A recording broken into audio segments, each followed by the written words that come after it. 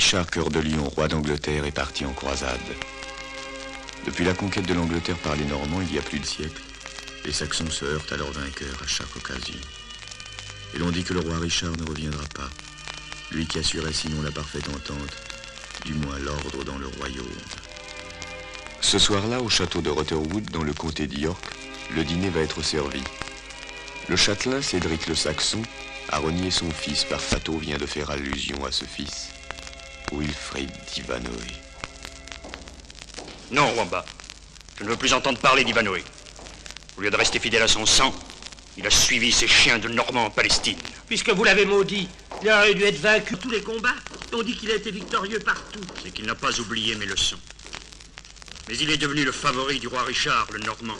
Le roi Richard est mort en Terre Sainte. Suffit, Wamba. Le roi Richard n'est pas revenu. Mais nul ne sait s'il est mort.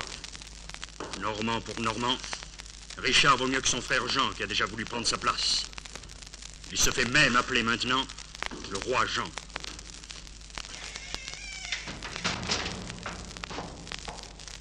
Il y a là 2 seigneurs normands qui demandent l'hospitalité pour la nuit. Ils sont en route pour le château d'Ashby et un pèlerin les a guidés jusqu'à la poterne du château. Qu'ils entrent. Je n'ai jamais refusé ma porte à personne. Monseigneur. Pas de monseigneur. Qui êtes-vous? Brillant de Bois-Guilbert. Maurice de Brassy. Vous avez frappé à la porte de Cédric le Saxon. Soyez les bienvenus. La table vous est ouverte. Prenez place. Voilà! Qu'on apporte les meilleurs morceaux de gibier pour nos visiteurs. Merci, Sir Cédric. Le roi Richard est parti en vaillante compagnie. On nous avait dit que les Saxons n'avaient aucune considération pour nous, Normands. Je vois qu'il n'en est rien. Ce n'est pas par considération que vous êtes à ma table. J'ai bien accueilli le vieil Isaac qui est assis au bout de ce banc.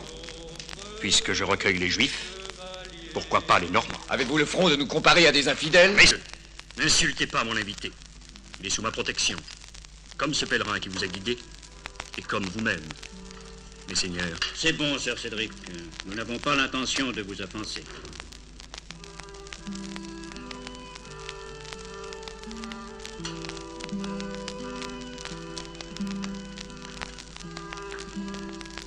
Nous avons entendu dire que vous aviez une pupille, une grande beauté.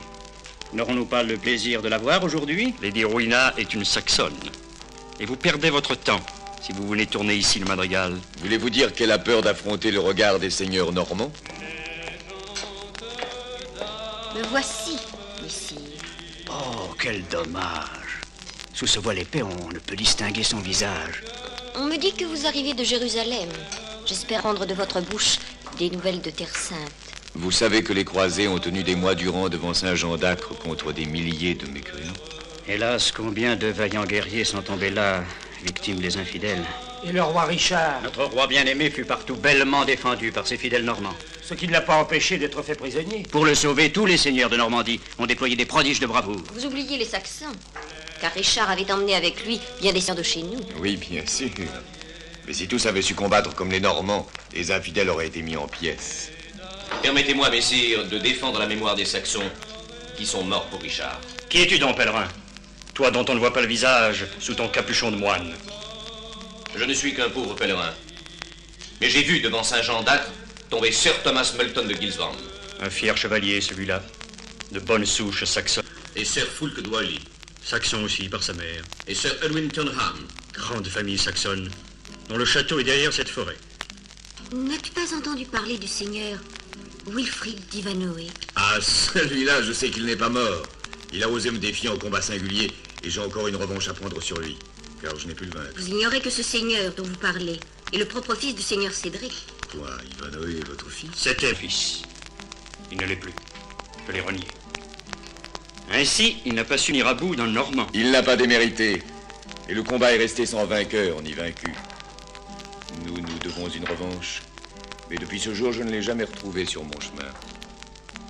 Je suis bien sûr qu'il n'a pas de plus cher désir que de relever ce défi, et qu'il se trouvera bientôt devant votre lance. S'il est dans le comté, qu'il vienne dans 4 jours au grand tournoi d'Ashby. Et cette fois, l'un de nous mordra la poussière. Conduisez ces seigneurs dans les chambres d'honneur. Quant aux pèlerins, qu'ils s'installent dans les écuries avec le juif Isaac.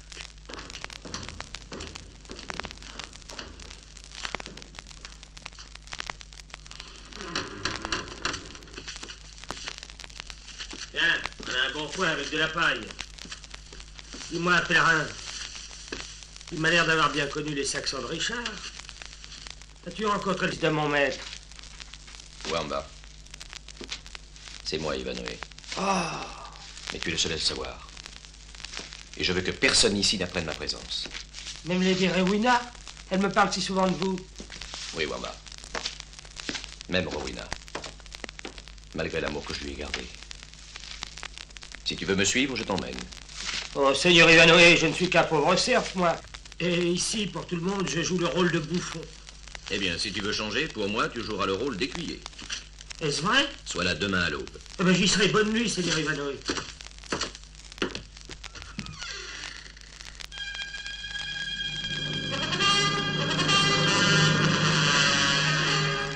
Je te dis que j'ai vu le juif Isaac. Il est entré là. Il avait sa bourse avec lui? Une grosse bourse, pleine d'or et de diamants.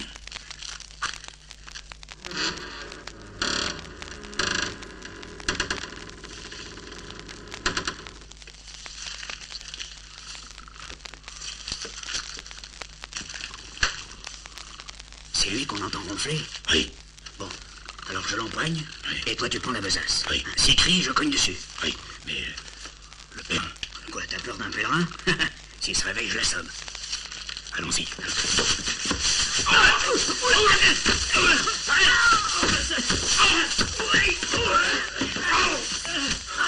Lâche cette bourse, bordel.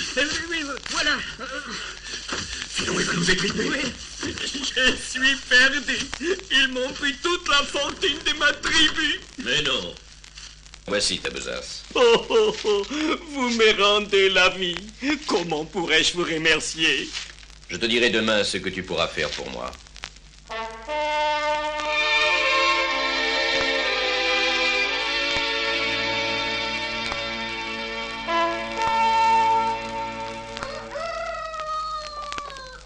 Voici 2 bons chevaux, Seigneur Ivanhoe. Très bien, Wamba. Prends un autre. Nous emmenons Isaac. Celui-ci n'a pas l'air pas nerveux. Parfait. Allons, partons vite. Nous allons traverser la forêt. Eh oui, bien sûr. Mais elle est pleine de brigands. Oh, mais pas avec nous. Non, n'aie crainte. Avec moi, tu passeras sain et sauf. Nous serons à York ce soir. Ah. Confie-moi ta bourse pour le cas où nous ferions une mauvaise rencontre. Ah, vous êtes mon bienfaiteur. Jamais je ne pourrai m'acquitter. Tu le peux. Voici comment. Tu sais maintenant que je suis Wilfrid d'Ivanhoe. Oui. Mais je n'ai que cette épée, ce cheval dérobé à mon père. Cependant, j'ai l'intention d'entrer en lice au tournoi d'Ashby. Et il me faut un équipement complet. Peux-tu me le procurer? Certainement. Il vous faut une armure et une lance. Et un cheval pour remplacer celui-ci. Si vous remportez la victoire, c'est très bien. Mais si vous perdez... Armure, armes et cheval sont pour le vainqueur. Et je n'ai pas l'intention de me laisser battre. Ah, je vous procurerai une armure de première qualité et un cheval des races. Et des armes.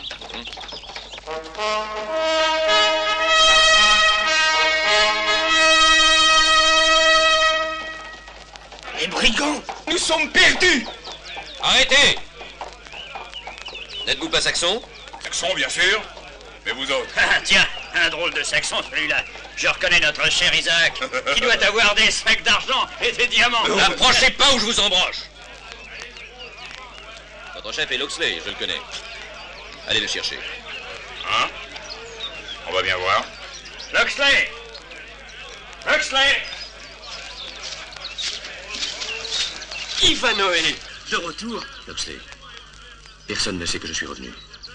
Sauf mon nouvel écuyer Wamba, ce juif et toi.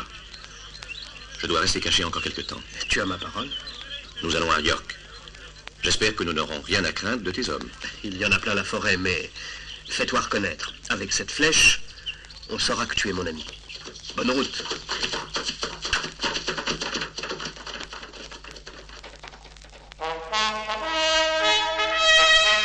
Isaac avait à York une fort belle demeure. Il voulut honorer son sauveur et le reçut fort courtoisement. Sa fille Rebecca, qui avait 20 ans, était très belle. Elle s'empressa auprès d'Ivanoé et elle le trouva chevalier si accompli qu'elle voulut assister au grand tournoi.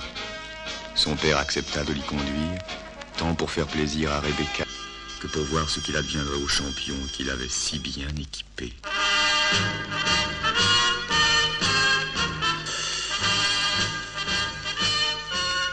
Près de la petite ville d'Ashby, on avait choisi comme lieu du tournoi une vaste prairie en bordure de la forêt. Au centre, sur la partie plane où se déroulait la passe d'armes, des palissades délimitaient la lisse sur laquelle devaient s'opposer les concurrents du tournoi. Les tribunes pourvues de bancs et ornées de riflammes étaient réservées aux nobles. Une tribune d'honneur tendue de tapisseries et pavoisée aux couleurs normandes était occupée par le prince Jean. De Bracy. Oui. Quelle est donc cette beauté là-bas? Comment, Bois Gilbert? Serais-tu intéressé par cette jolie juive? C'est la fille d'Isaac, le marchand.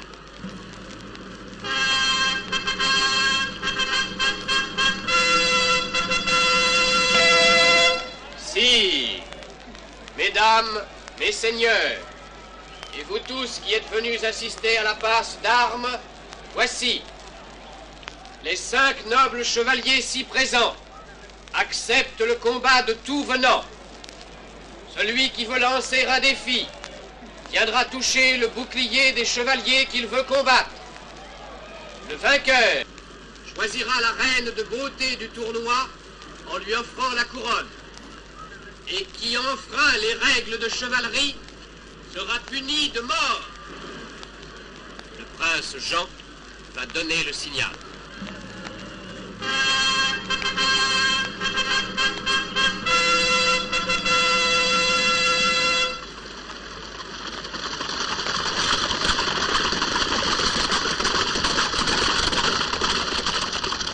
Après les premières épreuves qui furent remportées par les 5 chevaliers normands, le héros d'armes refit une dernière fois son annonce. Et s'il reste un chevalier qui veuille lancer un défi, il choisisse son adversaire. Oh, voilà encore un concurrent. Qui est-ce? Avec la visière baissée, comment veux-tu qu'on reconnaisse son visage? Pas le moindre M sur son armure noire.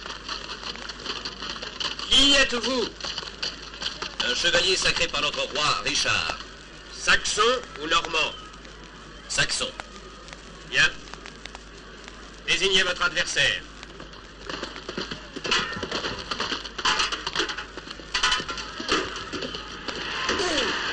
Il a fait tomber les 5 boucliers en les soulevant avec sa lance les uns après les autres. Il les défie tous les 5. Quoi? Est-ce un démon? Je ne saurais le dire, sire, mais comme c'est un Saxon, son impudence va être vite châtiée. Espérons que le premier va le guérir de sa présomption. Qui est-ce? Le sort vient de désigner Philippe de Malvoisin.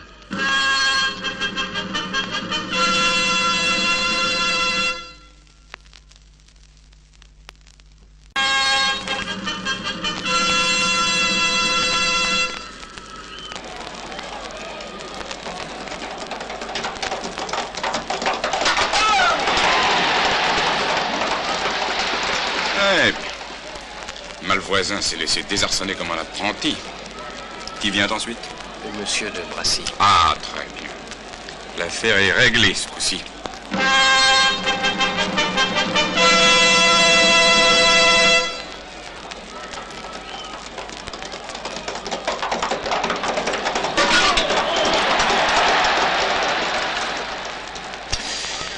Cet inconnu est un remarquable jouteur. Il manie sa lance comme si c'était un brin d'osier. Ah, voyons Grand Ménil.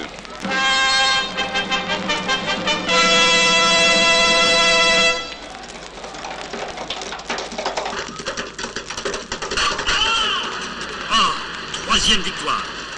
Lorsqu'il frappe, on croirait qu'il veut démolir une muraille. Enfin, voici Front de Bœuf.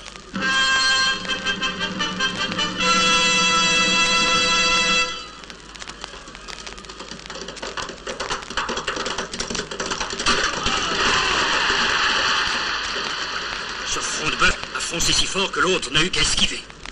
Oh, Sir Cédric, voilà un champion. Un fier luron qui relève l'honneur des Saxons. N'est-ce pas, Rowena? Je tremble pour lui. Défier les plus grands jouteurs d'Angleterre. En un seul combat. Mais le plus dur reste à faire. Devant Bois Gilbert, Un seul chevalier a résisté. Ivanhoe, oui, le seul.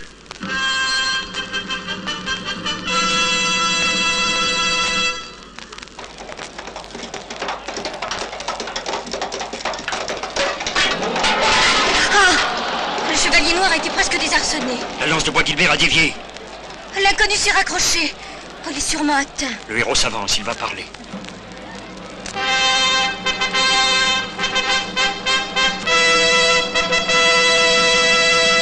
Le combat est déclaré nul. Les chevaliers veulent-ils reprendre la lutte? À outrance. À outrance.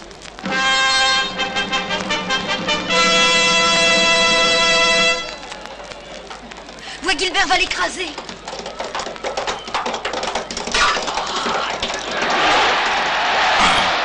Bois Guilbert a mordu la poussière. Peste soit du Saxon.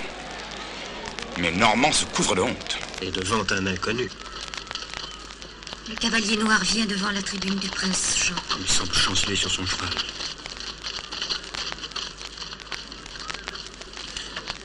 Eh bien, tu as montré ta vaillance. Montre-nous maintenant le visage d'un vainqueur. Je demande à votre seigneurie la permission de rester masqué. La victoire t'en donne le droit, comme elle t'attribue les armes de ceux que tu as vaincus, ainsi que leurs chevaux. Je refuse tout butin. Libre à toi. Mais refuseras-tu de choisir la reine de beauté, comme c'est la coutume?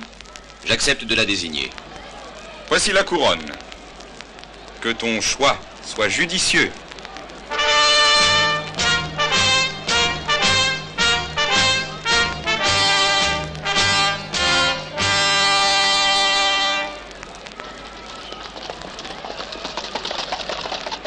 Mais où va-t-il?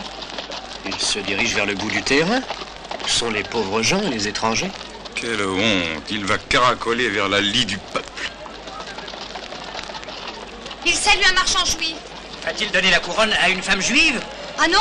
Non, il se tourne vers les Saxons maintenant. Le voici devant Cédric. Il met sa couronne au bout de sa lance. Oh, c'est Rowena! Il a choisi la pupille de Cédric. Le roi se lève. Il a l'air furieux. Mais que se passe-t-il? Le chevalier s'est écroulé. Vite, vite, Rowena, va voir s'il est blessé. Mon Dieu du sang. Qu'on le porte sous notre tente.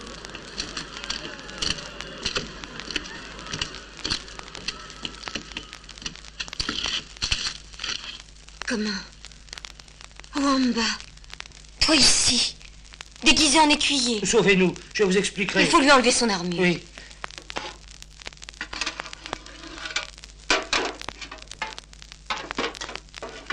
Voilà. Oh, c'est lui. Oh, mon cœur me l'avait bien fait deviner. Oh, c'est lui. C'est Ivanhoe. Oui, maîtresse. Vite, de l'eau. Excusez-nous, ces chevaliers En danger. Ma fille Rebecca est experte dans l'art des médecines. Elle saura les soigner. Il faut l'emmener d'ici aussitôt avant qu'on sache qui il est. J'ai fait amener une litière, les rideaux tirés, personne pourra les voir. Je ne peux l'abandonner maintenant. Il le faut, maîtresse. Dans ma demeure à York, il sera en sûreté. Je crois qu'il revient à lui. Rowena. Vous voyez, il dit votre nom. Écartez-vous, laissez passer, fille. Oh, la blessure n'est pas profonde. Je vais lui appliquer un onguent pour le voyage. Dans quelques jours, il retrouvera la santé. Vite, on vient. Wamba, aide-moi. Et vous aussi, Rebecca. La litière est là.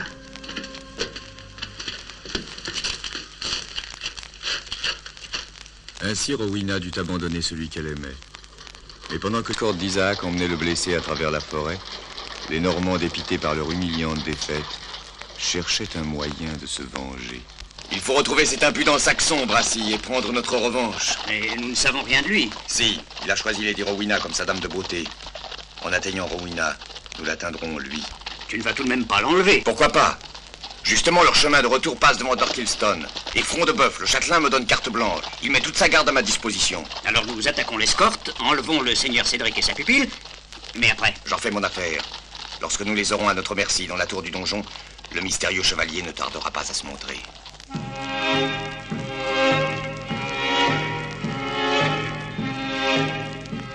Une embuscade fut tendue à proximité du château de Torquilstone.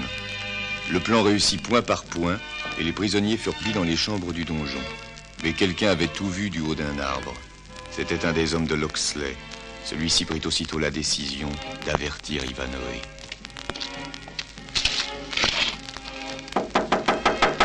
Oh là, juif, ouvre-nous. Nous sommes des amis du chevalier qui est chez toi. Non, non, revenez plus tard. Il repose. Il nous faut lui parler, immédiatement. Ouvre, père. Question de vie ou de mort. Ainsi, ils ont eu la bassesse de s'attaquer à une femme et à un vieillard. Locksley, je vais immédiatement à Torquilstone. Non, Ivanhoe, pas de précipitation. Ils ont agi ainsi pour t'attirer dans un piège. Nous devons préparer ensemble un plan d'attaque et les débusquer du château, comme des renards de leur tanière. Tous mes hors-la-loi de la forêt seront rassemblés demain, à la clairière des Roches Blanches. Oh, je connais ce château comme ma poche, les coins et les recoins, même les escaliers dérobés. Ce qu'il faut, c'est percer leur défense. Si nous franchissons le fossé, Wamba pourra nous mener au donjon. Je m'occupe de mes hommes.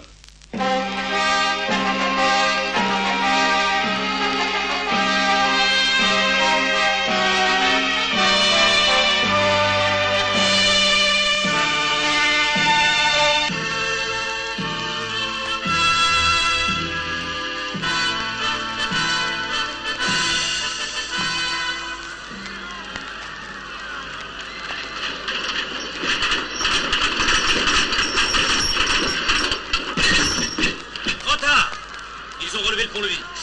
Regroupez-vous! Attention, arrière, vite! Il passe les baquettes d'huile bouillante! Prenons l'air vert. Vite! Vite! Amenez les chariots! Il faut lancer un pot ici! Et la tourelle est à nous! Jetez les troncs d'arbres! Allez, Wamba, à toi. Prends cette poignée de torches. Si j'arrive aux granges, je vais les faire rôtir. Amenez les échelles! Pendant que Wamba me fait au grenier à foin, les premiers assaillants percent la défense. De hautes flammes s'élèvent sur le flanc du château. La panique s'empare des défenseurs. Ils nous enfument comme des rats. Les escaliers commencent à flamber. Les Normands voient leurs issues menacées. Ils ne songent qu'à abandonner une position si périlleuse. Précipitamment, ils dégarnissent une partie de leur défense. Il n'en faut pas plus aux assaillants pour passer en masse. Ils escaladent les murailles en flammes. Wamba leur ouvre le passage secret. Et devant le donjon où la bataille fait rage, Ivanhoe se trouve sain en face de Bois Guilbert. Ah, nous nous retrouvons! Je l'avais bien dit, c'était donc toi le chevalier masqué. Tu as échappé à ma lance. Je te tiens maintenant la pointe de mon épée. Pas si vite, Saxon! Par celle-là! Bois Guilbert, recule! En avant! La voie est libre! À moi, Brassy! Vite, Bois Guilbert, Sanson est sorti. Bientôt l'incendie nous coupera toutes les issues. Oui. Brassy est mort! Bois Guilbert s'enfuit! Arrêtez, Bois Guilbert! Une fois de plus, il m'a échappé. Je le retrouverai bien un jour ou l'autre. Avant tout, il faut délivrer les prisonniers. Après quelques escarmouches dans le donjon en flammes, Cédric et les siens furent délivrés, ainsi que Lady Rowena. Crois-tu donc, mon fils, que je ne t'avais pas reconnu au tournoi d'Ashby? À ton coup de lance, on voyait bien qu'il ne pouvait s'agir que d'un fameux jouteur. Tu n'as pas oublié mes leçons. Je savais, Ivanhoe, que l'heure de la délivrance allait sonner. Je le savais, car j'avais mis toute ma foi en votre vaillance. Je savais que je retrouverais, même parmi les flammes, le chemin qui me conduirait jusqu'à vous, Rowena.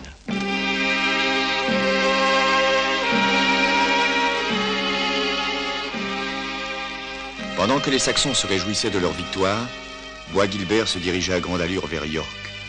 Éperdument amoureux de Rebecca depuis le tournoi d'Ashby, il avait résolu de l'enlever. Il faut venir immédiatement, Rebecca. Ivanhoe a besoin de vous. Est-il blessé? Non, rien de grave. Oh, je prends le coffre médecine. Faites vite. Partons. Mais où m'emmenez-vous, messire? Je retourne à la cour et tu resteras avec moi.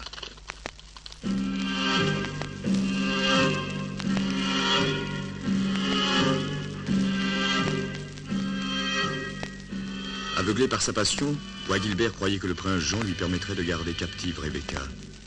Devant les menaces de Bois Guilbert, Rebecca résista farouchement. Elle préféra se voir livrée aux tribunaux normands comme sorcière. Elle fut donc jugée en grand cours de justice. Cette fille, vrai suppôt de Satan, détient son pouvoir des puissances infernales. Reconnais-tu avoir reçu ton enseignement à l'art de guérir de la sorcière Myriam, qui fut brûlée naguère? Je reconnais qu'elle m'a enseigné les moyens naturels de soulager les souffrances de notre prochain. Tu appelles moyens naturels des recettes du diable. Ce sont des herbes et des onguents, et ils guérissent. Oui, elle m'a guéri. Et moi aussi. Silence! Cette juive a avoué détenir ses sortilèges et talismans d'une sorcière reconnue. Mais elle ne m'a rien enseigné de mauvais. Je jure devant Dieu. Blasphème, sacrilège! Elle blasphème le nom de Dieu. Mes seigneurs, cette fille reconnaît avoir été instruite en sorcellerie. Le jugement de Dieu! Le jugement de Dieu! Le jugement de Dieu! Je réclame le jugement de Dieu. Et je jette le gant. Est-il dans la noble assistance un chevalier qui veuille ramasser le gant et combattre pour cette juive? Les ballerines sorcières! Relève le gant. Bien. Puisque Wilfrid d'Ivanoé veut de son plein gré risquer sa vie pour la défense de ton droit, le combat aura lieu demain, dans le champ de Saint-Georges. Et qui combattra pour l'accusation? Bois Gilbert, lui seul peut s'opposer à Ivanoé. Bois Gilbert, ton honneur est engagé. Acceptes-tu le combat en champ clos contre Wilfrid d'Ivanoé? J'accepte. Que Dieu en décide selon sa volonté.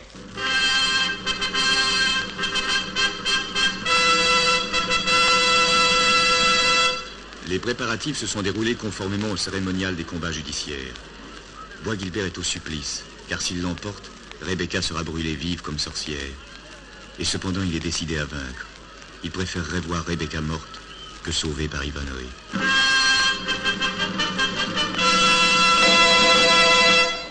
Ivanoé a choisi le combat à la masse d'armes. Les chevaux se cabrent. Soudain, sous un coup plus violent encore, le haume de Bois Gilbert roule à terre. Ivanoé prend son cheval noir. Il fonce sur son adversaire, qui tête nue se protège en faisant tournoyer sa masse. Bois Gilbert a mordu la poussière. Arrêtez! Chevalier, tu as vaincu son corps. Épargne au moins son âme. Nous te déclarons vainqueur. Que la volonté de Dieu soit faite.